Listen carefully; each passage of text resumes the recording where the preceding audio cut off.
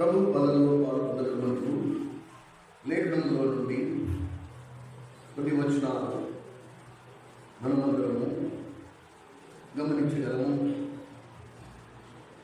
విశ్వాసికులు ఉన్న అత్యున్నతమైన ఆధిక్యత అది ప్రభు బలలో పాల్గొనడమే.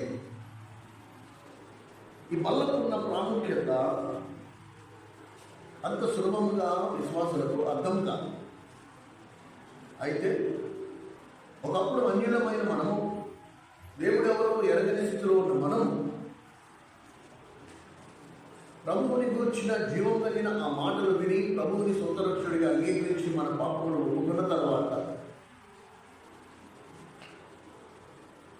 మనల్ని చేయమన్న ఏకైక పని ఈ ప్రభు వల్ల నేను వచ్చు వరకు యేసుక్రీస్తు ప్రభు కొన్ని పనులు మనకి అప్పగించారు. ఆ పనులు నేను వచ్చు వరకు మీరు చేయాలి అని చెప్పుకొచ్చారు. అందులో ఉన్నతమైన శ్రేష్టమైన స్థానంలో ఉండేది ప్రభు వల్ల. ఇది మర్చిపోవద్దు మనం అందరం. కొన్ని సంఘాలలో సంవత్సరానికి ఒకసారి ప్రభు వల్ల, కొన్ని సంఘాలలో 6 నెలలకు ఒకసారి, కొన్ని సంఘాలలో నెలకు ఒకసారి మొదటి ఆదివారం, కొన్ని సంఘాలు మళ్ళా 4 ఆదివారాలు ప్రతి పరిశుద్ధ దినం. ఏదైనప్పటికీ మొదటి కొరింథీయులకు రాసిన పత్రిక 11వ అధ్యాయం 28వ వచనం ప్రకారంగా ప్రతి మనుషుడు తన్ను తాను పరీక్షించుకోవలెను. ఈ తన్ను తాను పరీక్షించుకోవాలి, సెల్ఫ్ ఎగ్జామినేషన్. నన్ను నేను పరీక్షించుకోవాలి. కనుక నా మటుకు నేను చేయవలసినవి కొన్ని ఉన్నాయి, సంఘంగా చేయవలసినవి కొన్ని ఉన్నాయి, కుటుంబంగా చేయవలసినవి కొన్ని ఉన్నాయి. ప్రభు వాళ్ళ దగ్గరికి వచ్చినప్పటికీ ఇది నా మటుకు నేను చేయవలసింది. ఎప్పుడైతే నేను ఈ ప్రభు వాళ్ళని సమీపిస్తున్నానో అప్పుడు నా మటుకు నేను చేయాలి, నీ మటుకు నువ్వు చేయాలి, ఎవరి మటుకు వాడు చేయాలి. ఏం చేయాలి అని గమనిస్తే ప్రతి మనుషుడు తన్ను తానే పరీక్షించుకోవాలి. అక్కడ కూర్చున్న వారిని కాదు, ఇతరుల్ని కాదు. కనుక ప్రభు వల్ల ఎలాంటి అనుభవం అంటే, నేను క్రీస్తు న్యాయపీఠం ఎదుట నిలబడిన సందర్భం, ఆ ఎదుర్కొన్న బల్ల మీద ప్రభు శిలువలో మరణించడానికి కారణం నా కంటికి స్పష్టంగా కనబడుతుంది. అనగా నేను ప్రభువు బల్లని సమీపించినప్పుడు శిలువ వేయబడిన యేసుక్రీస్తు ప్రభువుని శిలువ నుండి నాతో మాట్లాడడం అనేది నేను వినగలిగిన అనుభవంలోకి రావాలి. మనందరికన్నా పెద్ద బలహీనత, చూస్తేనే కానీ నమ్మం. అందుకనే ప్రభు అన్నాడు ఫిలిప్పుతో, ఫిలిప్పు నువ్వు చూసి నమ్మావు కానీ చూడకుండా నమ్మిన వారు ధన్యులు.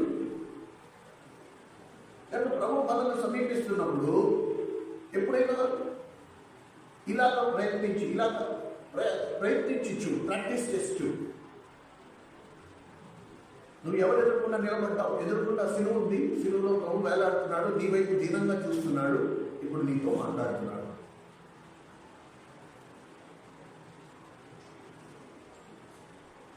అందుకే నేను వచ్చే వరకు నా మరణం జ్ఞాపకం చేసుకున్నట్టుగా దీన్ని చేయడం అంటే ప్రభు మరణాన్ని నేను కళ్ళారా చూసే అనుభవంలోకి రావాలి. ప్రభు వల్ల పాల్గొనక ముందు కనుక ప్రత్యేకంగా మనము చేసుకోవాల్సిన పరీక్షలు ఏంటి, నా మటుకు నేను చేసుకోవాల్సిన పరీక్షలు ఏంటి, అలా ఆ లెక్క చూస్తే చాలా ఉన్నాయి. మనం ధ్యానిస్తే ఒక ఆయుష్కాలం సరిపోతుంది. సరేనా? ఇవాళ సమయానుసారంగా ప్రభువు నడిపింపును బట్టి పరిశుద్ధాత్మ దేవుడు మనం నడిపించడం కొలది ఒక 3 విషయాలు క్లుప్తంగా మనం చూడడానికి ప్రయత్నిద్దాం. దేనిని బట్టి నేను ఏ విషయంలోనే పరీక్షించుకోవాలి. ఫస్ట్ ఆఫ్ ఆల్ గలతీయులకు రాసిన పత్రిక 5వ అధ్యాయం 22వ వచనం. గలతీయులకు రాసిన పత్రిక 5:22-23 వచనాలు.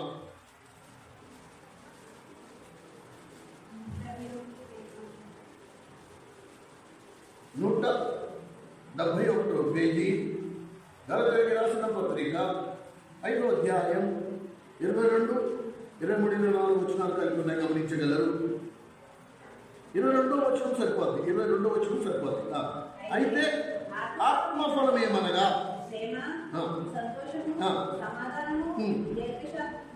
దీర్ఘశాంతము, దయాళత్వము, మంచితనము, విశ్వాసము, సాత్వికము, ఆశానిగ్రహము.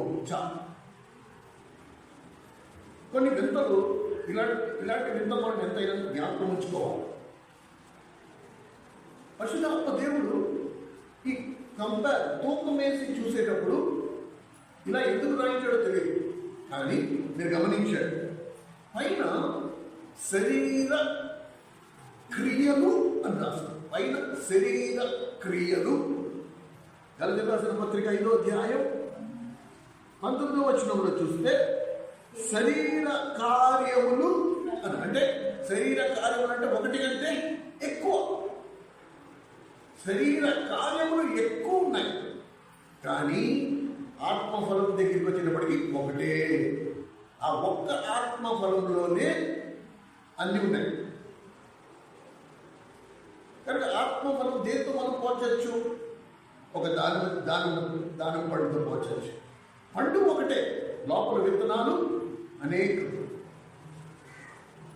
సరేనా? అయితే ఈ ఆత్మఫలాలలో మనము దృష్టి కేంద్రీకరించవలసింది దేని మీద అంటే ఆశా నిగ్రహము. ఇప్పుడు ఎంతమందికి ఆశా నిగ్రహం అంటే ఏంటో తెలుసు చెప్పండి? ఎంతమందికి ఆశా నిగ్రహం అంటే ఏంటో తెలుసు? ఆశా నిగ్రహం అంటే ఎలా చెప్తారు చెప్పండి త్వరగా. ఆశా నిగ్రహము అంటే ఏంటి? ఈ మధ్య మనం విన్నాం కదా, యేసుక్రీస్తు ప్రభుని గురించిన అనుభవ జ్ఞానము అనుభవిస్తేనే కానీ దాన్ని మనం తెలుసుకోలేము. కానీ ఆశా నిగ్రహం అంటే ఎలా తెలుస్తుంది? ఏం చెప్తాం? ఎలా అర్థమవుతుంది? ఆశా నిగ్రహం అంటే ఏంటండి అని అడుగుతారు. దాన్ని ఎలా చెప్పాలి? ఆశా నిగ్రహం అంటే ఏంటి, ఎలా తెలుస్తుంది?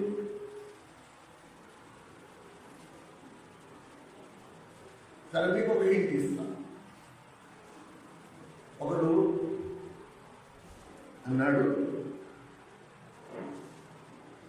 నేను సాధారణంగా నేను చాలా కంట్రోల్లో ఉంటానండి, కానీ ఒక్కసారి కంట్రోల్ తప్పైనా ఇక నా మాట నేనే వెళ్ళను. ఇప్పుడు చెప్పండి, ఆశా నిగ్రహం అంటే ఏంటి? ఆశా నిగ్రహం అంటే ఏంటో ఇప్పుడు చెప్పండి. సర్వసాధారణంగా నేను చాలా కంట్రోల్లో ఉంటాను, కానీ ఒక్కసారి నేను కంట్రోల్ తప్పైనా ఇంకా నా మాట నేనే వెళ్ళను. ఇప్పుడు ఆశా నిగ్రహం అంటే ఏంటి చెప్పండి త్వరగా. ఆశా నిగ్రహము అనే మాటకు అర్థం ఏంటి? స్వయం నియంత్రణ. ఆశా నిగ్రహం అంటే నన్ను నేను కంట్రోల్ చేసుకోవడం. ఎలా? నన్ను నేను ఎలా కంట్రోల్ చేసుకోవాలి? నేను పరిశుద్ధాత్మ చేత నియంత్రించబడాలి, పరిశుద్ధాత్మ చేత నడిపించబడాలి. ఆ మాటకు అర్థం ఆశా నిగ్రహం. ఆశా నిగ్రహము అంటే దైవికమైన శక్తి చేత నియంత్రించబడి దైవికమైన శక్తి చేత నడిపించబడ్డం. To be controlled and navigated by the holy spirit. ఇది ఆశా నిగ్రహము అనే మాటకు అర్థం. సరేనా? ఈ మధ్య కాలంలో వరదలు వచ్చాయి. వరదలు ఎందుకు వస్తాయి చెప్పండి? విజయవాడ వరదలు ఎందుకు వచ్చాయి?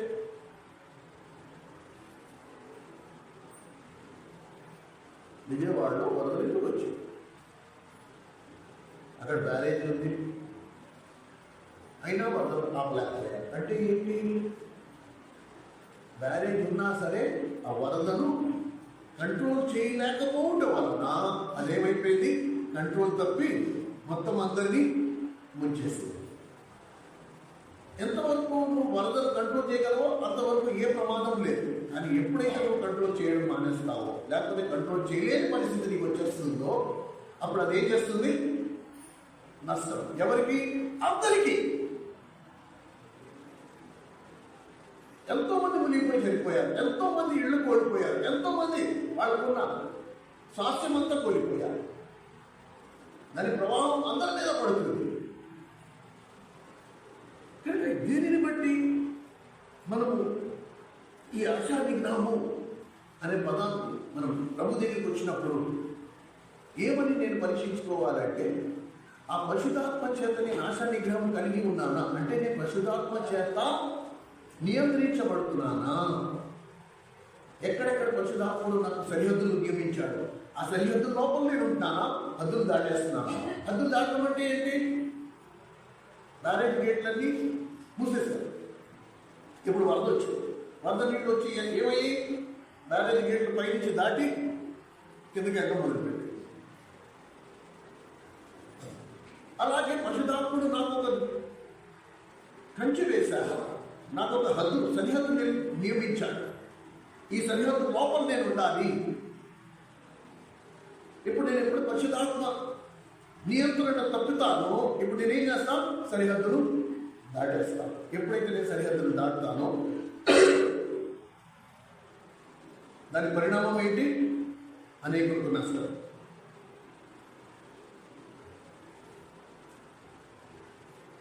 ఫర్ ఎగ్జాంపుల్, మీరు కోపగించవద్దు, కోపగించే ప్రతి వాడు నరమంతకుడు అని రాస్తారు. సరేనా? దాని నా నియంత్రణలో ఉన్నంత వరకు నేను పరిశుద్ధాత్మ చేత నియంత్రించబడినంత వరకు పరిశుద్ధాత్మ మౌనంగా ఉండమంటున్నాడు, నేను మౌనంగా ఉంటున్నాను. కానీ ఒక పాయింట్ వచ్చింది, ఒక పరిస్థితి వచ్చింది, ఒక సందర్భం వచ్చింది, ఒక సమయం వచ్చింది, ఇక నా వల్ల కాదు. ఇప్పుడు నేనేం చేశాను? కంట్రోల్ తప్పితే ఏమవుతుంది? ఇంట్లో పరిస్థితులు ఎలా మారిపోతాయి? అర్థమవుతుందా మీకు? ప్రభు వాళ్ళ దగ్గరికి వచ్చినప్పుడు ఫస్ట్ నేను పరీక్షించుకోవాల్సింది ఏంటంటే, నాలో ఆశా నిగ్రహం ఉందా? నేను పరిశుద్ధాత్మ చేత నియంత్రించబడుతున్నానా? నేను పరిశుద్ధాత్మ లోగిట్లో నేను ఉన్నానా? ఇది సామర్థ్యం. మనం సంపాదించుకునే సంపాదన విషయంలో నాకు ఆశా నిగ్రహం ఉందా? డబ్బుల విషయంలో నాకు ఆశా నిగ్రహం ఉందా? దాని విషయంలో నాకు ఒక దైవికమైన క్రమం ఉందా? లేకపోతే అదే పిచ్చిలో ఉన్నానా? మీరు దేవునికి సిరుకిని ఇద్దరికి దాసులుగా ఉండలే. కనుక నీ ఆశా నిగ్రహం ఎవరికి దాసుడిగా ఉంచింది? నేను లేకపోతే ఆశా నిగ్రహం తప్పి సిరికి దాసుడు అయిపోయావు. ఇప్పుడు సంపాదననే ముఖ్యమైపోయిందా దేవుని కంటే? ఇది మనం పరీక్షించాలి.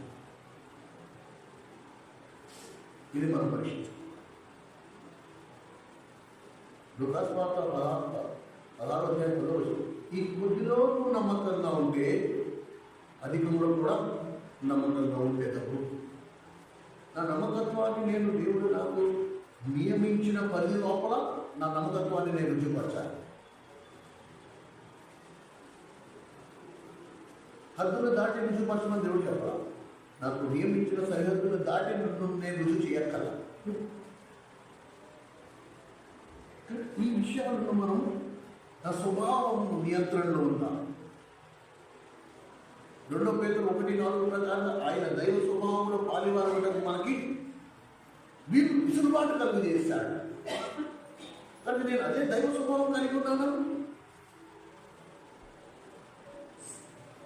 వీటన్నిటికీ ఒకే ప్రశ్న, నేను ఎవరి కంట్రోల్లో ఉన్నాను? క్రైస్తవులు అనేవారు, ప్రభు రక్తం కడగబడిన వారు 2 ఆత్మలతో నియంత్రించబడతారు. ఒకవేళ దేవుని ఆత్మ చేత నియంత్రించబడట్లేదు అంటే సాతాను ఆత్మ చేత నియంత్రించబడుతున్నట్టే. తటస్థమైన స్థానం లేదు. అబ్బాయి నేను ఇటు లేదు అటు లేదు, మధ్యలో ఉన్న మాట మర్చిపోండి. మీరు మధ్యలో ఉన్నానని లేదు.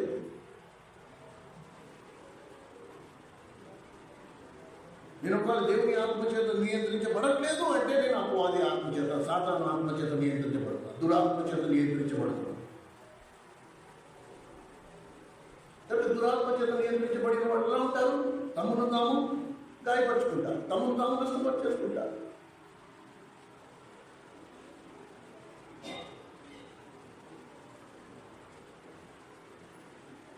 అందుకే పరిశుద్ధాత్మకి ఇప్పుడు ఏ పని? ఈ దురాత్మ పట్టిన వాడిని ఏం చేయాలంట? సాధు చేయాలి. యేసు ప్రభు చేసిన పని అది. వాడు ఎక్కడున్నాడు? దూరపు శ్మశానాల్లో తమను తాను గాయపరుచుకుంటూ, దగ్గరికి వెళ్ళిన వాడిని గాయపరుచుతూ, మేలు చేయడానికి దగ్గరికి వెళ్ళినా సరే వాడు రాడ్ వేసి కొడుతున్నాడు. ప్రేమ సముద్రుడు సహోదరి, ఈ మధ్యాహ్నం ప్రభు వాళ్ళని ఎదుర్కొనే ముందు పరిశుద్ధాత్మ అనే ఆశా నిగ్రహంలో నువ్వు నేను ఉన్నామో లేదో మనం జాగ్రత్తగా పరీక్షించుకోవాలి. నేను పరిశుద్ధాత్మ నడిపింపులో ఉన్నానా? పరిశుద్ధాత్మ నియంత్రణలో నేను ఉన్నానా? లేకుండా గారు ఈ పరిశుద్ధాత్మని దేంతో పోల్చారు తెలుసా? జీపీఎస్తో. నేను మొన్న మన ఏ విధంగా అదే చెప్తాను. జీపీఎస్ అనే యంత్రం ఎలా పనిచేస్తుంది తెలుసా? ఇది నీకు దారి చూపిస్తుంది. ఎంత మర్యాదతో ఆ జీపీఎస్. నువ్వు వెళ్తున్నప్పుడు నువ్వు ఎడమ తట్టు తిరగాలంటే దయచేసి 5 మీటర్ల తర్వాత మీరు ఎడమ తట్టు తిరగండి అంటారు. నువ్వు కావాలని కుడి తట్టు తిరిగినా సరే దుర్మార్గుడా నీకు చెప్తాడు, నువ్వు వినట్లేదు అనుకో అంటావు. ఆ భాష రాదు దానికి. ఎంత మర్యాద. నువ్వు కుడి తట్టు తిరిగినా మీరు పొరపాటున కుడి తట్టు తిరిగారు, ముందుకెళ్ళి మళ్ళీ యూటర్న్ చేసుకుని ఎడమ తట్టుకు రండి. ఇంత మర్యాద. అండ్ నువ్వు ఎడమ తట్టుకు రానంత వరకు అది చెప్తానే ఉంటుంది. నువ్వు యూటర్న్ తీసుకోలేదు, ముందుకెళ్ళి ఇలా బండి తిప్పుకుని వెనక్కి రాలేదు, ముందుకు వెళ్ళిపోతున్నావు, అది నీకు మాటికి చెప్తానే ఉంటుంది. మీ గమ్యాల నుండి మీరు దూరం వెళ్ళిపోతున్నారు, దయచేసి యూటర్న్ చేసుకుని మీరు ఎడమ తట్టుకు రండి. అయినా నువ్వు వినకుండా వెళ్ళిపోతున్నావు, మళ్ళీ చెప్తుంది. నువ్వు తిరిగి నీ గమ్యం వరకు వచ్చేంత వరకు పరిశుద్ధాత్ముడు అంటే. కానీ ఎవరి నియంత్రణలో నేను ఉన్నా? జీపీఎస్ అయితే ఒక్కొక్కసారి ఏమవుతుందంటే జీపీఎస్ ఇలా దారి చూపిస్తుంది నాకు సరిగ్గా. కానీ నా మటుకు నాకు ఈ మట్టి రోడ్లోంచి నేను వెళ్ళిపోతే, ఇలా అడ్డం పడి వెళ్ళిపోతే నేను 2 నిమిషాలు అక్కడికి వెళ్ళిపోతాను. ఈ విషయం నాకు ఒక్కడికే తెలుసు, దానికి తెలియదు. కనుక ప్రతి విశ్వాసం ఒక్కొక్కసారి ఏమనుకుంటాడంటే, నాకు తెలిసిన మీ ఎదుట ఒక మార్గం కలదు, అది మీకు సరైన మార్గం అని మీరు తలంచెదరు, కానీ తొలగా మిమ్మును మరణాన్ని కాదు. సామెతల గ్రంథంలో ఎంత స్పష్టంగా రాస్తుంది. కానీ దేవుడిలోకి వచ్చిన తర్వాత, దేవుని ఆత్మ మనం కలిగిన తర్వాత, మనం దేవుని ఆత్మ చేత నియంత్రించబడుతున్నామో లేదో జాగ్రత్తగా చూడాలి. నేను ఆత్మఫలము ఫలించాలంటే పరిశుద్ధాత్మ వశమందు నేను ఉండాలి. అలా లేకుండా చెట్టు మ్రానుకు వేరుగా ఉండి నేను ఫలించడం అనేది జరగదు. నేను ఆ చెట్టు మ్రానికి అతకబడి ఉండాల్సిన అనుభవం ఎంతైనా ఉంది. కనుక ప్రియమైన సోదరుడా సహోదరి, మనం దేని చేత నియంత్రించబడుతున్నామో ఈ సంగతిని మనము జాగ్రత్తగా గమనించాలి. ఒక్కొక్కసారి అన్యుడి చేత నియంత్రించబడే ప్రమాదం మనకు ఉంటుంది. దేవుడు వచ్చిన తర్వాత కూడా అలవాటును బట్టి ఉదయం అన్న చెప్పడం, వాళ్ళ సలహాలు తీసుకోవడం, వాళ్ళకి తోచినట్టు వాళ్ళు చెప్పడం. దేవుడికి సాక్షులుగా మనల్ని దేవుడు ఇచ్చాడు. ఏమండి, వాళ్ళకి మన పద్ధతులు వాళ్ళకి తెలియదు. ఇప్పుడు వాళ్ళు వచ్చి ఇలా చేస్తారా, ఇలా చేయాల్సింది, అలా చేయాల్సింది, అలా చేయాల్సింది, ఇలా చేయాల్సింది 1,90,000 సార్లు మనం తినేస్తారు వాళ్ళు వచ్చి. అలా కాదండి, మేము ప్రార్థన చేసుకుంటామండి. ఇంకేం ప్రార్థన, ఇంతవరకు అయిపోయిన తర్వాత ఇంకా ప్రార్థన ఏంటండి? బుద్ధిపూర్వం కదా.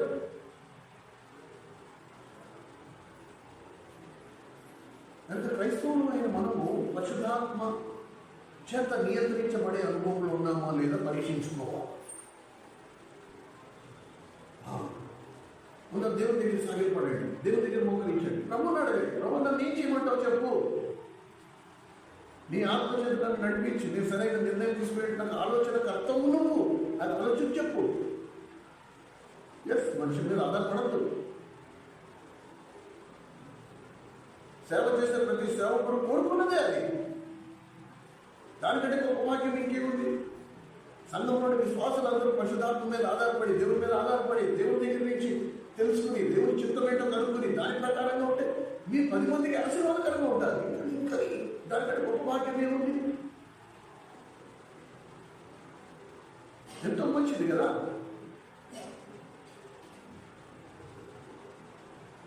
ఆశా నిగ్రహం అనేది మోస్ట్ ఇంపార్టెంట్.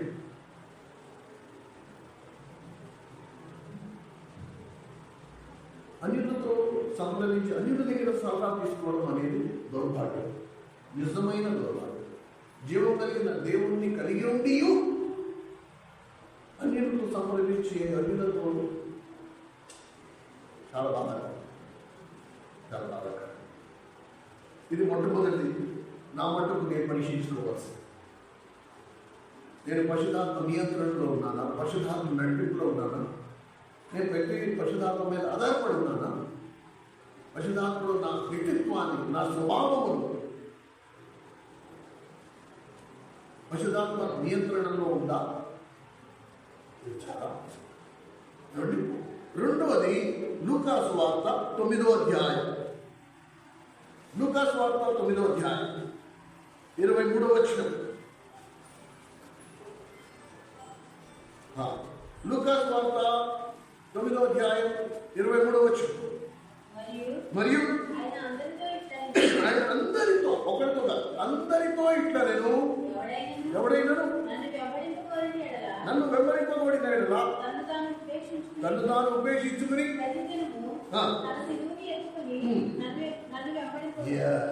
రెండోది పరీక్షించుకునే రంగం ఏది అంటే తన్ను తాను ఉపేక్షించుకోవడం. 11:28 కొరింథీ, 1 కొరింథీ 11:25 తన్ను తాను పరీక్షించుకునేవారు. రెండోది తను తాను ఆశానిగ్రహం కలిగి ఉన్నాడో లేదో పరీక్షించుకోవాలి. అలాగే ఇప్పుడు తను తాను ఉపేక్షించాలి, డినయల్. ప్రతిదినము తన సిలువనెత్తుకుని తను తాను ఉపేక్షించుకోవడం. ఉపేక్షించుకోవడం అంటే తనకున్న ఆధిక్యతలన్నింటినీ వదిలేసుకోవడం. ఏమండి? అయితే రెండు విషయాలు నేను ఇందులో అత్యంత ఉన్నతమైన ఆధిక్యతలు మనకి కలిగి ఉన్న రెండు దేవుని లేఖనపు వెలుగులో మీకు నేను చూపిస్తాను. మొట్టమొదటిది ఏది అంటే మార్కు సువార్త 1వ అధ్యాయం 17వ వచనం. మార్కు సువార్త 1వ అధ్యాయం 17వ వచనం.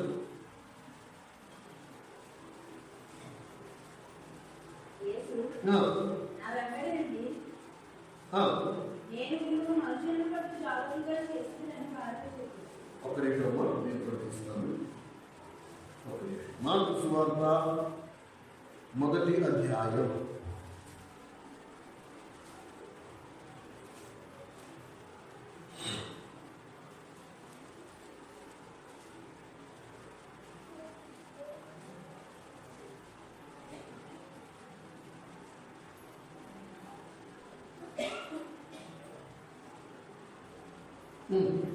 సరే మళ్ళీ ఒకసారి చదువుదాం. నా వెంబడి రండి, నేను మేము మనుషులు పట్టే జాగ్రత్తగా చేసేదను. అత్యంత గొప్ప ఆధిక్యతలో మనకి దేవుడు ఇచ్చిన ఆధిక్యతల్లో ఒకటి, దేవుడు మనల్ని మనుషులు పట్టే జాగ్రత్తగా చేస్తాడు. సరేనా? రెండో గొప్ప ఆధిక్యత యోహాను సువార్త 21లో మీరు నన్ను ప్రేమించిన యెడల నా గొర్రెలను మేపండి. ఈ రెండు దేవుని పనులు దేవుడు పాపి అయిన మానవుడైన నీకు నాకు అనుగ్రహించాడు మనందరికీ. ఇవి రెండు ఎంత గొప్ప ఆధిక్యతలో మీరు గమనించగలరు. నాణ్యానికి ఇవి రెండు వైపులా, ఇవి రెండింటిని వేరు చేయడానికి లేదు. ఏమండి? యేసుక్రీస్తు ప్రభువు దగ్గర రక్షింపబడిన, మారుమనసు అనుభవం పొందిన, అనుభవంలో వచ్చిన ప్రతి విశ్వాసికి దేవుడు అప్పగించిన పరిచర్య, నువ్వు నన్ను ప్రేమించిన యెడల నా గొర్రెలను మేపు. ఈ పని సర్వసాధారణంగా ఆయన ఒకవేళ తన దూతలకు ఆజ్ఞాపించుంటే వాటికి ప్రపంచం అంతా చుట్టుముట్టు వచ్చేసింది. కానీ ఈ గొప్ప ఆధిక్యత కేవలం క్రీస్తు రక్తంలో కడగబడిన తన ప్రజలకు మాత్రమే ఇచ్చారు. కనుక ఆయనను వెంబడించకుండా ఈ సూత్రాన్ని మర్చిపోవద్దు. ఈ రెండు గొప్ప ఆధిక్యతలు ఒకదాని ఒకటి విడదీయడానికి లేవు. ప్రభువుని వెంబడించకుండా ప్రభు గొర్రెలను మేపడం అసాధ్యం. కనుక ఏమని పరీక్షించుకోవాలి? నేను ప్రభుని వెంబడిస్తున్నానా లేదా? లేకపోతే బైబిల్లో విన్న మాటలే నా నోటంటే నేను తెలియజేసుకుంటూ నేను దేవుని నమ్ముకున్నా, బైబిల్ ఇలా రాస్తుంది అలా రాస్తుంది అని నోటుతో చెప్తున్నాను. క్రియాపూర్వకంగా నేను ప్రభుని వెంబడించే అనుభవంలో ఉన్నాను. ఒకవేళ ప్రభుని వెంబడించే అనుభవంలో ఉంటే ప్రభు గురించి నేను వేపే అనుభవంలో ఉంటాను. ఆ మేత నేను ప్రభు దగ్గరికి తెచ్చుకుంటాను, ప్రభు నన్ను వేచి ఉంటాను. ఏమైనా చెప్తూ ఉంటాడు, మదుపుండాలి, నా సమయాన్ని నేను వెచ్చించాలి, ప్రభు పాదాల దగ్గర కనిపెట్టుకునే అనుభవంలో ఉండాలి. ప్రభు నీ గొర్రెలు వాటికి ఏ మేత పెట్టాలో నాకు తెలియదు, కనుక నేను నీ సన్నిధిలో వేచి ఉన్నాను. నువ్వు నాకు మేతని ఇస్తే నేను తీసుకెళ్ళి పెడతాను. కనుక ప్రభు ఇచ్చు మేత ఆ గొర్రెలకు ఆరోగ్యకరం. అర్థమైందా? అర్థమైందా? కనుక ఈ విషయాన్ని మీరు గమనించండి. ఇక్కడ నేను పరీక్షించుకోవాల్సింది ఏంటంటే, ఈరోజు నేను సిలువనెత్తుకుని ఆయన్ని వెంబడించే అనుభవంలో ఉంటాను. చాలా మందికి అది ఇష్టం ఉండదు. సిలువనెత్తుకుని ప్రభుని వెంబడించడం ఇష్టం ఉండదు. ఎందుకంటే నా ఆధిక్యతలని నేను కోల్పోవాల్సి వస్తుంది, నాకు ఉండేవన్నీ నేను వదులుకోవాల్సి వస్తుంది. అందుకు చాలా మందికి ఇష్టపడదు అండి. రెండు పనులు మనం చేసుకునేవాడు. ఎందుకంటే ఎప్పుడైతే నువ్వు ప్రభుని సిలువనెత్తుకుని ప్రభుని వెంబడిస్తావో, ప్రభు సిలువనెత్తుకుని నడిచినప్పుడు ప్రభు ఎలాంటి అనుభవాలు అనుభవించాడో అవి నీకు నాకు కూడా వస్తాయి. గ్యారెంటీ. సిలువనెత్తుకుని వెళ్తున్నావు కాబట్టి నీకు దండలేసి నీకు శాలువాలు కప్పి సన్మానం చేస్తారనుకోవడం అనేది ముందు పొరపాటు. అలా జరుగుతుంది. కనుక నువ్వు సిలువెత్తుకుని ప్రభు అడుగుజాడలో నడిచినట్లయితే నీకు నిందల 100%, నీకు పొందనామా గ్యారెంటీ. ఇది ఇష్టం లేక చాలా మంది సిలువను ఎత్తుకోరు, తను తాను ఉపేక్షించుకోరు. కనుక ప్రభు మన దగ్గరికి వచ్చినప్పుడు నేను ఏం పరీక్షించుకోవాలంటే, ప్రభు నాకు చెప్పినట్టుగా నేను అనుదినము, ఇది 6 నెలలకు ఒకసారి, రోజుకు వారానికి ఒకసారి, నెలకు ఒకసారి, 6 నెలలకు ఒకసారి, సంవత్సరానికి ఒకసారి, 10 సంవత్సరాలకు ఒకసారి కాదు. నో. ఒకవేళ నేను క్రైస్తవుని అయితే అనుదినము ప్రతిరోజు నేను సిలువనెత్తుకుని ప్రభుని వెంబడించాను. నేను అడుగుజాడల్లో నడిచానంటే ప్రభుకి ఎలాంటి ట్రీట్మెంట్ వచ్చిందో నాకు కూడా అలాంటి ట్రీట్మెంట్ వస్తుంది. అందులో నిస్సందేహం, డౌట్ లేదు.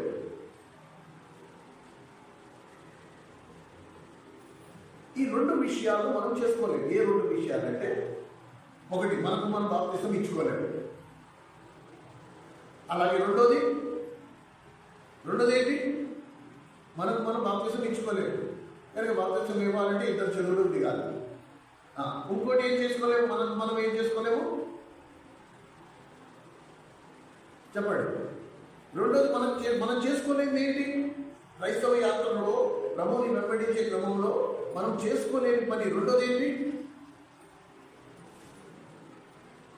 మనం సిలువ వేసుకోలేము. సిలువ వేసేవాడు కావాలి. యేసుక్రీస్తు ప్రభు ప్రతి ఒక్కరి జీవితంలో ఎవరైతే ఇష్టపడతారో వాళ్ళ కోసం, అందరికీ కాదు. నో, ఇది స్పెషల్ కోర్స్ ఆఫ్ యాక్షన్. ఇది ప్రత్యేకమైన కోర్సు, ఇది ప్రత్యేకమైన దారి, ఇది ప్రత్యేకమైన ప్రయాణం. అనుదినము నా సిలువనెత్తుకుని నన్ను వెంబడించడం, ప్రభుని వెంబడించడం. కనుక దేవుడు మన జీవితంలో మనం సిలువ వేయడానికి కొంతమందిని పెడతాడు. అవసరమా అది పెట్టడం? అప్పుడంటే వేరు, కానీ ఇప్పుడు అవసరమా? మరి ప్రభుకి అలా ఇష్టమైంది. కనుక ప్రభు మన జీవితంలో మనకి సిలువ వేయడానికి కొంతమంది ఉంచుతారు. వాళ్ళు వచ్చి ఎవరి పని వాళ్ళు వచ్చి, మేకులు కొట్టేవాడి పని వాళ్ళు వచ్చి మేకులు కొట్టిపోతారు. బల్లంతో పోడ్చేవాడు వాళ్ళు బల్లంతో పోడ్చేయకపోతారు. తల మీద ముళ్ళ కిరీటం పెట్టేవాడు తల మీద ముళ్ళ కిరీటం పెట్టి వెళ్ళిపోతారు. ముఖం మీద వేసేవాడు ముఖం మీద వేసి వెళ్ళిపోతారు. పిడికిలతో దున్నేవాడు వచ్చి పిడికిలతో దున్నేసి వెళ్ళిపోతారు. వీపు చాలాగా దున్నేవాడు వీపు చాలాగా దున్నేసి వెళ్ళిపోతారు. ఎవరి పని వాళ్ళు చక్కగా తీసుకుని వెళ్ళిపోతూ ఉంటారు. అయితే ప్రభు ఆ అవన్నీ మౌనంగా చేయించుకున్నట్టు నువ్వు నేను వాటిని మౌనంగా చేయించుకునే అనుభవంలో ఉన్నావా లేదా?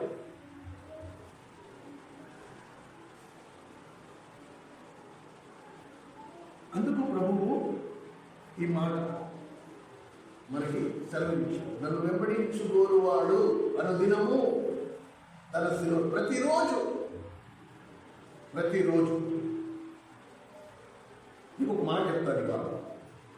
ప్రతిరోజు అనుదినము ప్రభు చెప్పినట్టు లేఖన ప్రకారంగా ప్రతిరోజు సిలువనెత్తుకుని ఆయన వెంబడించు వారి సాక్ష్యం ఎలా ఉంటుంది తెలుసా? వాళ్ళ సాక్ష్యాలు పేర్లు జరులు పావులు ఉన్నారు. వాళ్ళ సాక్ష్యాలు పేర్లు జరులు పావులు ఉన్నారు. వాళ్ళ సాక్ష్యంలో దేవుని ఆరాధన ఉంటుంది. వాళ్ళ సాక్ష్యంలో దేవుని మహిమ ఉంటుంది. వాళ్ళ సాక్ష్యంలో ఎదుటి వారికి జీవం ఉంటుంది. ఎందుకంటే ప్రభు శిలువలో మరణించకపోయి ఉంటే ఈరోజు నీకు నాకు రక్షణ ఉండేది కాదు. కనుక నువ్వు శిలువ అనుభవం కూడా వెళ్తున్నావు అంటే నీ శిలువ అనుభవం వృధాగా పోదు. ఎవరో ఒకరికి జీవం ఇస్తుంది. అందుకని యేసు అందరికీ మేలు చేయించు అని మాట.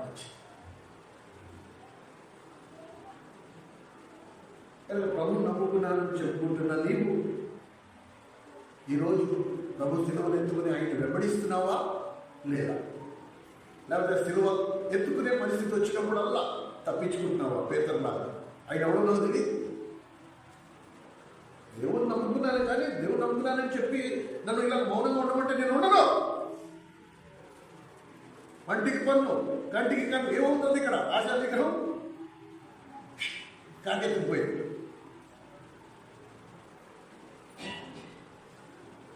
సెల్ఫ్ కంట్రోల్ పోయింది. రా నువ్వు అనైనా చూసుకుందాం రా అంతే. అంటే దేవుడు నమ్ముకున్నామంటే కాదు. దేవుని నియంత్రణ, ఆ పరిశుద్ధాత్మ నియంత్రణలో నేను am I controlled by? అనుదినం సిలువ నెచ్చుకుని ఆయన వెంబడించే అనుభవంలో నేను ఉన్నానా? లేకపోతే సిలువ బరువు ఉన్నాయి. ఇక భార్య అయితే నోరు మూసుకుని మోయాల్సిందే కదా, తప్పదు.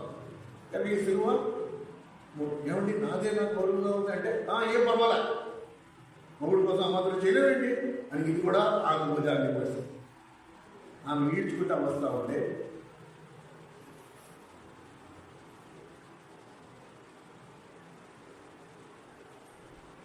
అనేక సార్లు ఒక్కొక్కసారి భార్య జీవితంలో భర్త సిలువైపోతాడు, భర్త జీవితంలో భార్య సిలువైపోతాడు. పరిశుద్ధాత్మ నియంత్రణలో ఉండవలసిన భార్య భర్త నియంత్రణలో ఉంటుంది, లేకపోతే భర్త భార్య నియంత్రణలో ఉంటారు. వీళ్ళిద్దరూ దేవుడు నమ్ముకున్న ఇద్దరు దేవుని పరిశుద్ధాత్మ నియంత్రణలో మాత్రం ఉన్నారు. అందుకనే ప్రభు ఆ బల్ల తీసుకొచ్చి పెట్టాడు మన మనిషిని. ఈ బల్లని మీరు ఎదుర్కొంటున్నప్పుడు మీరు ఎవరి నియంత్రణ, ఎవరి కంట్రోల్లో ఉన్నారు, లేకపోతే అసలు కంట్రోల్లో లేదా? ఒక్కొక్కసారి మనం నోజారి అంటూ ఉంటాం, అరే నేను కంట్రోల్లో ఉన్నంత వరకు లేదా, ఒక్కసారి నేను కంట్రోల్ తప్పానంటే నీ పరిస్థితి ఏంటో ఒకసారి ఆలోచించి చూడు అంటారు. అదనమాట కంట్రోల్ తప్పడం అంటే ఇక నేను ఎవరిని చూడను, అసలు నేను దేవుడు నమ్ముకున్న మాట నేను చూడను.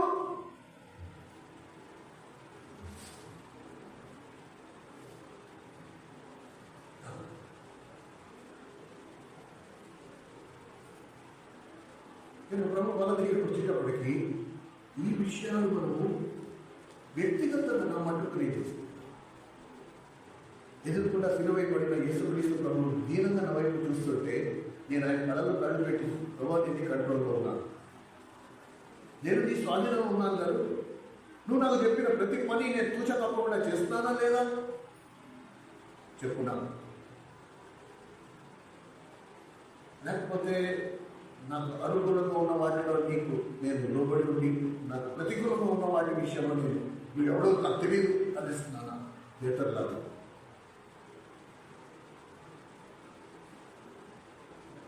ప్రభు వలలో పాల్పొందుతున్న ప్రేమ సోదరుడా సోదరి, ఒకసారి నీ అంతరంగాన్ని గాలించి మనం ఎవరి కంట్రోల్లో ఉన్నాము, ఎవరు మనల్ని నియంత్రిస్తున్నారు, మనం ఎవరి సలహాలు వింటున్నాము, ఎవరి మాట చొప్పున మనం నడుచుకుంటున్నాము. జాగ్రత్త జాగ్రత్త.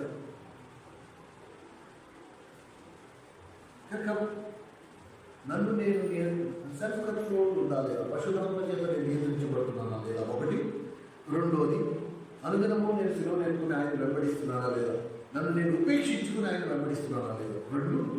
మూడోది, మొదటి సమూయేలు గ్రంథము 30వ అధ్యాయం 6వ వచనం. మొదటి సమూయేలు గ్రంథము 30వ అధ్యాయం 6వ వచనం. తొందరగా తీయాలి.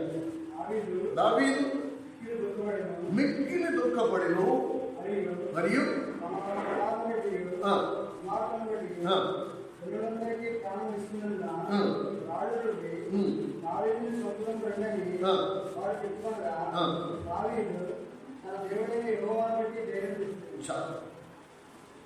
మూడవది అతి ప్రాముఖ్యమైన విషయం, దావీదు తన్ను తాను ప్రోత్సహించుకున్నాడు. ఎవరి మీద ఆధారపడ్డా, తన దేవుడిని బట్టి ధైర్యం తెచ్చుకున్నాడు. ఎవరు వచ్చి ధైర్యం చెప్పలే. అర్థమైందా? అనేక సార్లు విశ్వాసమైన మనం ఒక తప్పు చేస్తూ ఉంటాం మాటి మాటి. మన వ్యక్తిగత జీవితంలో వాడు రాలేదు, ఇదిగో వీడు రాలేదు, నేను బాధలో ఉన్నప్పుడు వీళ్ళు వచ్చిందని పలకరించలేదు, అదిగో వాళ్ళు వచ్చిందని పలకరించలేదు. దావీదుని ఎవరు పలకరించలా, దావీదుని ఎవరు వచ్చి ధైర్యం చెప్పలా. దావీదు తన దేవుడిని బట్టి తన్ను తాను ధైర్యపరుచుకున్నాడు, తన్ను తాను ధైర్యం తెచ్చుకున్నాడు.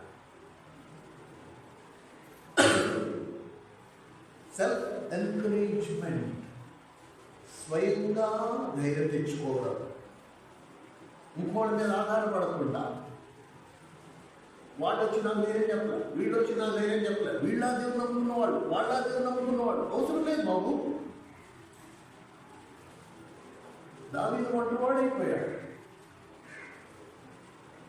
దావీదు అన్ని కొనిపోయాడు కూడా. ఏ ప్రజల కోసమో తను పనిచేశాడు, ఏ ప్రజల్ని తను కాపాడుతూ వచ్చాడు ఎన్ని సంవత్సరాలు, 1 సంవత్సరం కాదు, 2 సంవత్సరాలు కాదు, 40 సంవత్సరాల రాజరీకం, 40 సంవత్సరాల పరిపాలనలో ఎంతమందిని కాపాడాడో శత్రు రాజ్యం, శత్రు దాడి నుండి. ఎవరినైతే కాపాడాడో వాళ్ళే దావీదుని రాళ్ళని చంపడానికి సిద్ధపడిపోయారు. పరిస్థితి ఎలా ఉందో చూడు. నువ్వు ఎవరికి మేలు చేస్తావో వాళ్ళే నిన్ను చంపడానికి చూస్తారు. ఏడుస్తూ కూర్చుంటావా, లేకపోతే నీ దేవుడిని బట్టి నువ్వు ధైర్యం తెచ్చుకుంటావా? కదా, ఒక సేవకుడిగా ఎంతో భారంతో నేను ఈ మాట మీ అందరికీ నేర్పించాలని ఆశపడుతున్నాను.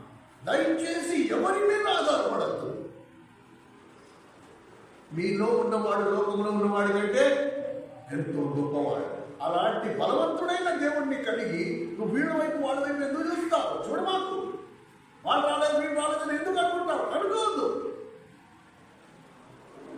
ప్రభు ఉన్నాడా లేదా? ప్రభు నీ ఇంట్లో ఉన్నాడా లేదా? ప్రభు నీలో ఉన్నాడా లేదా? ఉన్నప్పుడు వాళ్ళు రాలేదని ఎందుకు ఏడవాలి?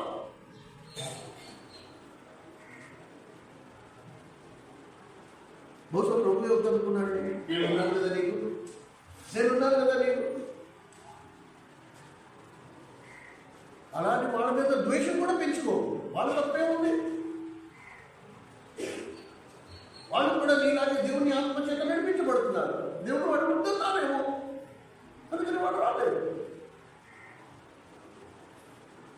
నిజంగా దేవుని ఆత్మచేత నడిపించబడేవాడు, దేవుని ఆత్మ కలిగి ఉన్నవాడు దేవుని ఆదేశాలని తూచా తప్పకుండా పాటిస్తారు. ఇది నా విశ్వాసం. ఇప్పుడు దావీదు దగ్గరికి వద్దాం. మీరు ఇంటికి వెళ్ళాక దాని ముందర అధ్యాయము తర్వాత అధ్యాయము మీరు ఇంటికి వెళ్ళాక చదివి చూడండి. అసలు దావీదు చేసిన తప్పేంటి? ఎలాంటి దావీదు? అన్యుల ప్రదేశములో, అన్యుల రాజ్యములో దావీదు తన గుడారాలను స్థిరపరచుకున్నాడు. దేవుని నమ్ముకున్న నీవు దేవుని ప్రదేశంలో యూదులు లేక పరిశుద్ధులు ఉన్న స్థానంలో నువ్వు గుడారాలు వేసుకోకుండా అన్యులు ఎక్కడున్నారో అక్కడ నీ గుడారాలు ఎందుకు వేసుకున్నావు? నువ్వు అసలు నువ్వు ఎందుకు వేసుకోవాలి? నీకు పనే ఉంది. యెరూషలేముకి చెందిన నీవు ఐగుప్తులో నీ పనేంటి?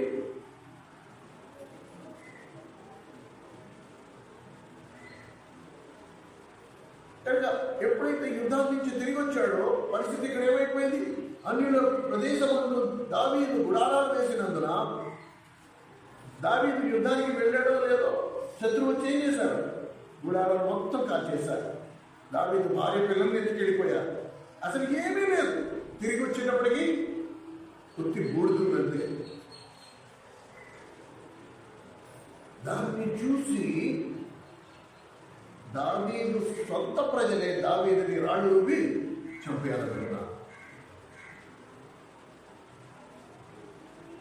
అంటే దావీదు చేసిన ప్రార్థన ఆ సమయంలో మీరు గమనించండి. ఏమండి, తన తండ్రి ప్రదేశంలో దావీదు తన గుడారం వేసుకోలేదు. జిగ్లగ్ అనే ప్రాంతంలో, అన్యుల ప్రాంతంలో, ఫిలిస్తీన్లు ఉండే ప్రాంతంలో తన గుడారాలు చేసుకున్నాడు. అంటే శత్రు మైదానాలలో తన గుడారాలు చేసుకున్నాడు. ఎంత బుద్ధిహీనంగా దావీదు పనిచేశాడు చూడండి. కానీ ఇక్కడ ఎంత చూడండి, ఏ దావీదుని ఇశ్రాయేలీయులు రాళ్ళను చంపాలనుకున్నారో అదే దావీదుని దేవుడు రాజుగా నియమించాడు. 30 సంవత్సరాల రాజరికం కొరకు, 40 సంవత్సరాల రాజరికం కొరకు దేవుడు దావీదుని 30 సంవత్సరాల ట్రైనింగ్లో ఉంచాడు. 3 సంవత్సరాల పరిచర్య కొరకు యేసుక్రీస్తు ప్రభుని 30 సంవత్సరాల తెర వెనకాల ఉంచాడు. అర్థమవుతుందా? ఇక్కడ అర్థమవుతుందా? బేర్షెబాతో పాపము చేసి వ్యభిచారం అనే పాపములో పడిపోయిన వాడు నాతాను వచ్చి తెలియపరిచేంత వరకు కనీసం తను పాపము చేసిన సంగతి తెలియకుండా ఉన్నవాడు. అలాంటి దావీదుతో దేవుడు ఏమన్నాడు కదా? దావీదు నా హృదయానుసారుడు. ఈ దావీదు నా హృదయానుసారుడు. అందుకే దావీదు జీవితంలో తాను ఎదుర్కొన్న బాధలన్నీ దేనిని బట్టి? తన సొంత నిర్ణయాలు, సెల్ఫ్ డినయల్ లేదు. తన సొంత నిర్ణయాలు బట్టి దేవుడు మనం చూసిన దాఖలాలు లేవు, ఎదురు చూసిన దాఖలాలు లేవు. వెళ్ళి శత్రు ప్రాంతంలో తన గుడారాలు వేసుకున్నందున మొత్తం కోల్పోయాడు. మొత్తం ఏమీ లేదు ఇంకా దావీదు దగ్గర. ఒంటి మీద కట్టుబట్టలు తప్ప పిల్లలు పోయారు, భార్యలు పోయారు, ఆస్తి పోయింది, సైనికులు పోయారు, అన్నీ కోల్పోయాడు. ఇప్పుడు జుట్టు చివరికి దావీదు సొంత జనమే దావీదుని చంపడానికి, రాజుని చంపడానికి ఎదురు చూసే సందర్భం వచ్చేసింది. వీటన్నిటికీ ఏకైక కారణం కొత్త నిబంధనలో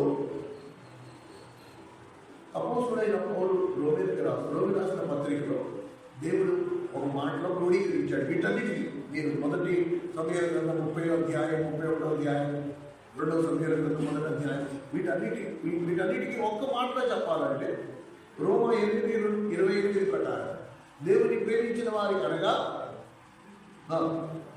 తన సంకల్పం చెప్పున పిలువబడిన వారికి దేవుడు మేలు కలుగుటకై సమస్తాన్ని సమపడి జరిగిస్తాడు.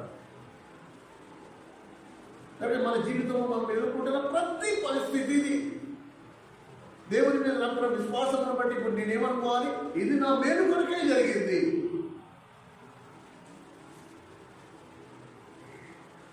ఇది దావీదు విశ్వాసం దావీదుని నిలబెట్టి. దావీదు అన్ని కోల్పోయాడు, కానీ తమ దేవుని మీద విశ్వాసాన్ని మాత్రం కోల్పోలే. భార్య వెళ్ళిపోయారు, పిల్లలు వెళ్ళిపోయారు, అన్ని కోల్పోయారు. భక్తి గారు పుస్తకం రాశారు, దావీదు తన నష్టపోయినంతయు నూరితనగా సమకూర్చుకో. అత్యధికంగా భక్తి గారి ప్రసంగాలు ఈ ఒక వాక్యం మీద, ఈ ఒక అంశం మీద ఉన్నాయి. భక్తి గారికి ఎంతో ఇష్టమైన అంశం ఇది. దావీదు తన కోల్పోయినంతయు దేవునిలో తిరిగి సంపాదించుకున్నాడు. ప్రేమైన సోదరుడు, నా సోదరి, ఈ మధ్యాహ్న కాలము దేవుని బలలో పాల్గొనక మునుపు నువ్వు కోల్పోయినదంతా తిరిగి దేవుడు నీకు సమకూరుస్తాడు. నీ సమయాన్ని కోల్పోయావా? నీ రక్షణను కోల్పోయావనుకుంటున్నావా? నీ భర్తను కోల్పోయావనుకుంటున్నావా? నీ ఆస్తిని కోల్పోయావనుకుంటున్నావా? నీ పిల్లల్ని కోల్పోయావనుకుంటున్నావా? ఏ మాత్రం నిరుత్సాహపడద్దు. నీ దేవుడిని బట్టి ధైర్యం తెచ్చుకో. దేవుడు వాటన్నిటినీ నూరితలుగా తిరిగి సమకూర్చబోతున్నాడు. ఓ ప్రియమైన సోదరా, సోదరి, ఎంత గొప్ప ధన్యత మనకుందో ఒక్కసారి ఆలోచించి చూడు. మనం ఎలాంటి దేవుడిని ఆరాధిస్తున్నాము, మనం ఎలాంటి దేవుడిని సేవిస్తున్నామంటే ఈ దేవుడు నేను కోల్పోయినదంతా తిరిగి సమకూరుస్తాడు. ఏమేమి నేను పోగొట్టేసుకున్నానో అవన్నిటినీ తిరిగి నూరితలుగా సమకూరుస్తాడు.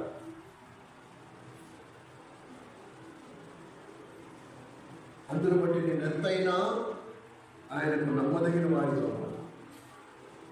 ఆయన యందు నా విశ్వాసాన్ని ఏనాడు నేను వదులుకోకూడదు, నేను కోల్పోకూడదు. డేవిడ్ రికవర్డ్ ఆల్, ఇది ఆయన పుస్తకం టైటిల్. పత్రిక రాశారు, దావీదు సమస్తమును సమకూర్చుకొనెను అని తెలుగులో ఉంది. ఎప్పుడైనా వీలైతే చదవండి, నెట్లో మీరు డౌన్లోడ్ చేసుకుని చదవచ్చు. కరెంట్ నీడు కాస్తే నిజంగా ఆ పుస్తకం దైవజనుడు ఎంత ఆత్మాభిషేకంతో రాయించాడంటే అద్భుతం అన్నమాట. దావీదు తన దేవుడైన యెహోవాను బట్టి ధైర్యం తెచ్చుకునేను. మన ధైర్యాన్ని ఎప్పుడు కోల్పోవద్దు. అండ్ దేవుని ప్రజలుగా క్రీస్తు రక్తంలో గడపడిన వారిగా రక్షింపబడిన మనకుండే ధన్యత ఏంటంటే నేను ఏది నష్టపోను, నేను నష్టపోయినంతా తిరిగి నా దేవుడు నన్ను, నేను తప్పిపోయిన దొరికైన నన్ను కూడా దేవుడు తిరిగి సమకూరుస్తాడు, తిరిగి వెతికి రక్షిస్తాడు. ఇది మనకున్న నిరీక్షణ, ఇది మనకి ఉన్న నిరీక్షణ. అందుకే నేను దావీదుతో దేవుడు ఏమన్నాడు, ఈయన నా హృదయానుసారం, ఈయన నన్ను బాగా ఎరిగిన వాడు, నేను ఎట్టివాడు, నా మనస్తత్వం ఎలాంటిదో దావీదుకి బాగా తెలుసు. అందుకని ఎక్కడ నిరుత్సాహపడలేదు. చూడండి, మీరు ఇంటికి వెళ్ళాక మొదటి సమయంలో 30వ అధ్యాయం 31వ అధ్యాయం చదవండి. ఎంత అద్భుతమైన కార్యాలు జరిగాయో దావీదు జీవితంలో మీరు గమనించగలరు. దేనిని బట్టి అంటే కేవలం దేవుని మీద దావీదుకున్న విశ్వాసం అంతే. ఈరోజు అదే విశ్వాసము నీకుంటే నువ్వు కోల్పోయినంత దేవుడు తిరిగి నీకు సమకూర్చగలడు. నీ కుమారుడు తప్పిపోయాడా, నీ కుమారుడు సమకూర్చు. నీ భర్త తప్పిపోయాడా, నీ భర్త కోల్పోయావా, నీ భర్త తిరిగి సమకూరుస్తాడు. నీ భార్యను కోల్పోయావా, నీ భార్యను తిరిగి సమకూరుస్తాడు. క్రీస్తులో నువ్వు ఏమి పోగొట్టుకోలే, అన్నీ ఆయన సమకూర్చి నీకు తిరిగి నీ చేతికి ఇస్తాడు. అయితే మనము ఈ విషయం బాగా అర్థం చేసుకోవాలి. ఏ విషయంలో కృంగిపోవద్దు. నా కుటుంబాన్ని పోగొట్టుకున్నాను, నా గుడారాన్ని పోగొట్టుకున్నాను, నా సాక్ష్యాన్ని పోగొట్టుకున్నాను, జనులు నా గురించి నానా రకాలుగా అనుకుంటున్నారా, ఏం బాధపడద్దు.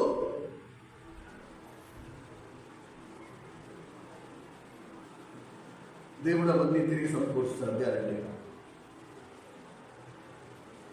అయితే ఈరోజు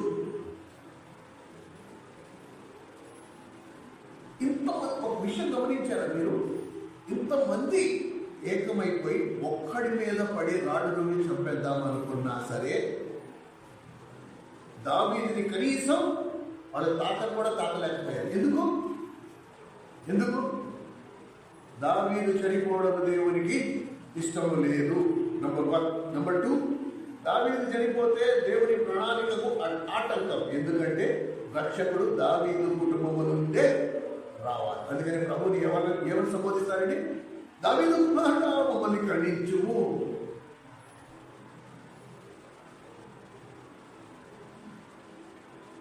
ఇంకా యేసుక్రీస్తు ప్రభు ఏ వంశావళి నుంచి వచ్చాడంటే దావీదు వంశావళి నుంచి.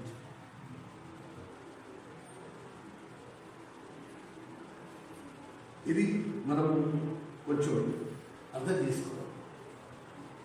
ఎందుకు బట్టి మనము ప్రభువులో ఇంకా బలంగా ఉండాలి అని చూస్తే అక్కడ ఇంతమంది లెక్కలేని వేల కొద్ది జనము దావీదుని రాళ్ళను వేసి చంపడానికి ప్రయత్నించినప్పుడు దేవుడు ఒక్క క్షణం కూడా దావీదు చేయి విడవలే. మరణము నుండి దావీదుని కాపాడాడు దేవుడు. కానీ యేసుక్రీస్తు ప్రభు దగ్గరికి వచ్చినప్పటికీ, దావీదు కుమారుడైన యేసుక్రీస్తు ప్రభు దగ్గరికి వచ్చినప్పటికీ ప్రభు చెయ్య విడిచిపెట్టాడు. నా దేవా నా చెయ్య విడనాడితివి. రెండింటికి మధ్యలో తేడా చూస్తున్నారా మీరు? కేవలం నిన్ను రక్షించడానికి, కేవలం నువ్వు కోల్పోయినంతా తిరిగి నువ్వుగా సమకూర్చడానికి ఆ పరలోకమందున్న తండ్రి తన కుమారుడి యేసు చెయ్యను విడనాడాల్సి వచ్చింది. ఎందుకు? నీ కోసం, నువ్వు కోల్పోయినంతా తిరిగి నీకు సమకూర్చి పెట్టడం కోసం. ఎప్పుడు మనము ఈ విషయాన్ని మర్చిపోవద్దు. దావీదుని రాళ్ళు రూపి చంపబడడానికి దేవుడు అనుమతించలేదు, కానీ యేసు ప్రభుని రాళ్ళు రూపి చంపడానికి దేవుడు అనుమతించాడు.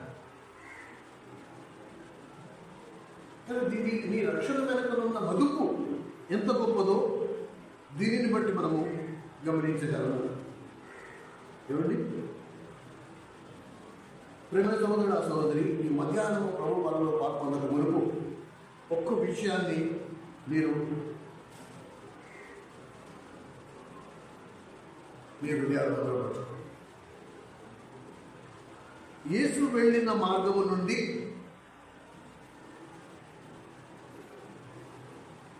తప్పించుకోవడం అనేది క్రైస్తవునికి మినహాయింపు కాదు. యేసు ఏ మార్గం గుండా వెళ్ళాడో ఆ మార్గము నుండి తప్పించుకొనుట క్రైస్తవునికి మినహాయింపు లేదు. నువ్వు ఖచ్చితంగా ఆ మార్గం గుండా వెళ్ళాల్సిందే. ప్రభు ఏ మార్గం గుండా గొర్రెతకొండ వరకు వెళ్ళాడో నువ్వు అదే మార్గం గుండా గొర్రెతకొండ వరకు వెళ్ళాల్సిందే. నీకు మినహాయింపు లేదు.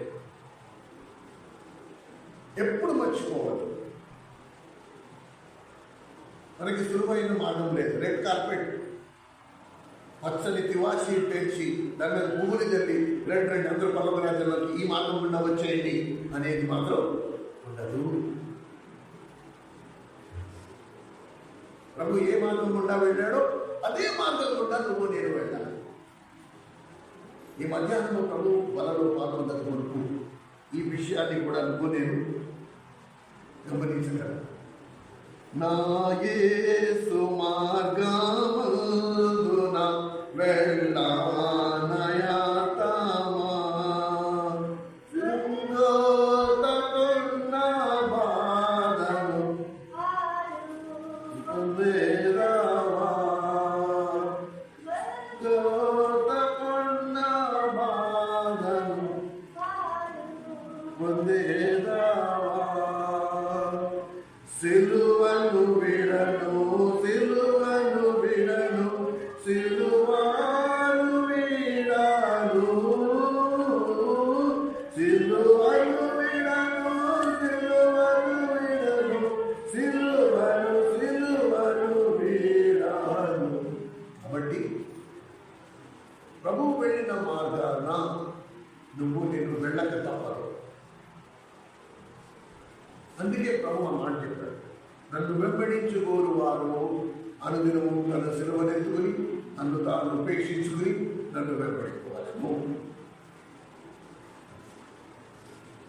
ఈ మధ్యాహ్నము ప్రభు ప్రేమతో నిన్ను నన్ను తన బలం దగ్గరికి ఆహ్వానిస్తూ ఉన్నాను. నా స్వయం నియంత్రణ విషయంలో నేను పరిశుద్ధాత్మ చేత నియంత్రించబడుతున్నానా? అనుదినము నన్ను ఉపేక్షించుకుని ప్రభుని వెంబడిస్తున్నానా? మూడోది, నా మట్టుకు నేను నా దేవుడిని బట్టి ధైర్యాన్ని తెచ్చుకుంటున్నానా, లేకపోతే మనుషుల వైపు చూస్తున్నాను? ఈ మూడు విషయాలు ప్రభు వచ్చే వరకు మీరు నిరంతరము నేను చేయవలసిన పనులు. కాబట్టి ప్రతి మనుషుడు తను తాను పరీక్షించుకుని అలాగు చేసి ఆ రొట్టెలోని తిని ఆ పాత్రలోనిది రావలను. దయచేసి మోకరించండి, ప్రార్థన చేసుకుందాం.